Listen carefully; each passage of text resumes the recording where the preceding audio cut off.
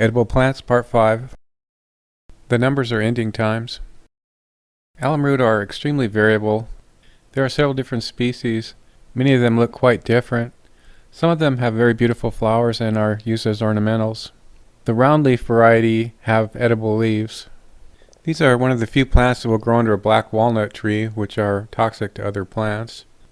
Though tangy and slightly astringent, the leaves can be added to pot herbs to liven them up a bit.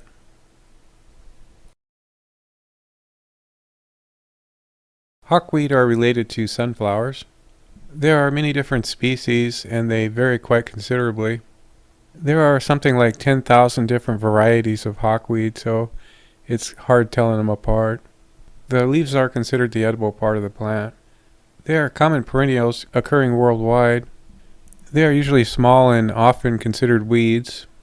The leaves are very chewy and they're sometimes used something like gum. Rush peas are in the pea family. They have pods very much like a pea. The roots are what are edible, usually after roasting.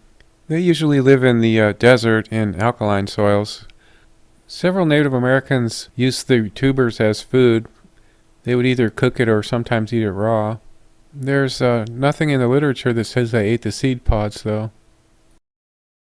Velvet grass is considered a noxious weed in much of the United States. The plants produce many seeds, up to 250,000. It would probably be wise not to eat very much of it, but it was found in the gut of a Iron Age man, so it's probably somewhat edible. The man had several different types of seeds, so he probably could stand to eat something that was slightly toxic. The fruits of cream bush or ocean spray are eaten either raw or cooked. The leaves are sometimes made into a tea. Some people find the odor of the plant disagreeable. They are found from wet coastal forests to drier, cooler mountains further inland. It does well where there are wildfires. The leaves and roots of waterleaf are edible. The roots should be cooked. The leaves can be eaten raw or cooked.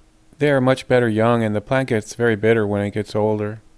Young plants are described as delicious. Older plants require changes of water. It grows in a great variety of habitats from wet mountain meadows to dry chaparral. Desert lavender is a large desert shrub. The genus is generally known as bush mentz. The seeds of the plant can be roasted and ground into flour. It is usually found near a water source like in a dry wash or something like that. It's often found in association with palo verde or similar plants. Black walnut are related to the walnuts that you would buy in the store. They have much thicker shells and they're not nearly as big, the nut part. The nuts are rich in oil. The plants release a toxin that kills most of the other plants around them. They are sometimes found growing in oak woodlands.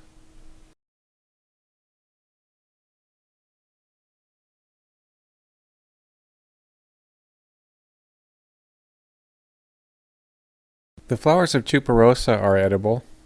They are quite common in Southern California and often feed hummingbirds.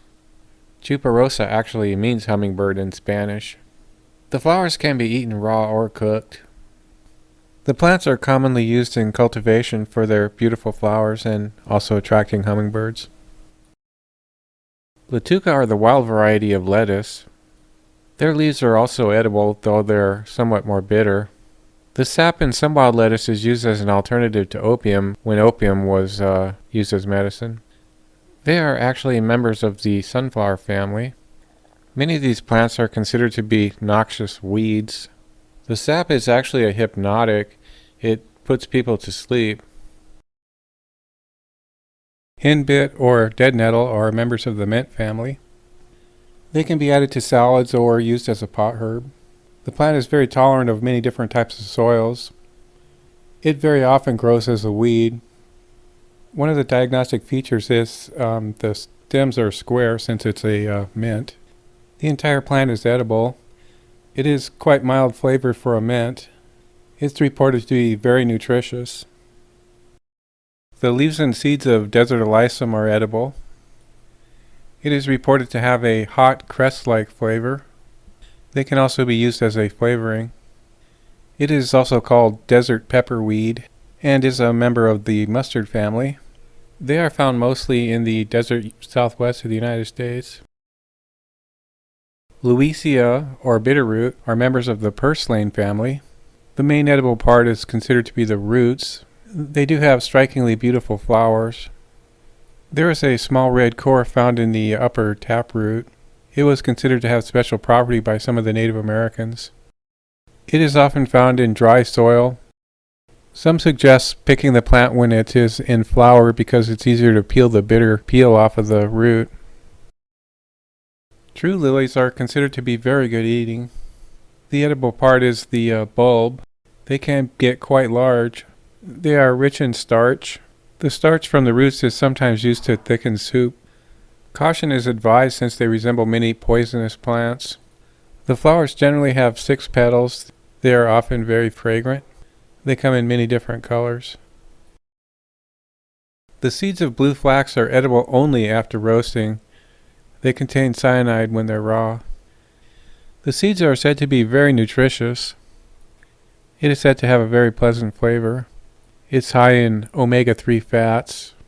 They found flax fibers in a cave in Georgia that was 36,000 years old. Lomadiums are common in the desert southwest of the United States. They go by several common names, including desert parsley and biscuit root. It often grows in rocky areas. There are many different varieties. In the Columbia Gorge, 13 different species were listed. There's also variability within the species. The roots can be peeled and pounded into cakes and dried in the sun. It can be roasted or boiled. Honeysuckle berries can be eaten raw. Some people say they taste bitter. You should exercise caution. They look very much like Daphne berries or baneberries. The fruit can also be dried for later use. Some people say it has a pleasant flavor but not very tasty. Some species are reported to be somewhat toxic. Skunk cabbage have edible roots. The leaves have oxalates, but they can be eaten after several changes of water. The plant has a foul odor. That's where it gets its name. The large waxy leaves are good for covering other food when you're cooking it in an underground stove. The plant generally grows in low-lying marshy areas. The oxalates in the leaves can cause burning in the mouth. They're dangerous if you eat a lot of them. The seeds of tarweed are edible raw or roasted. They are rich in oil.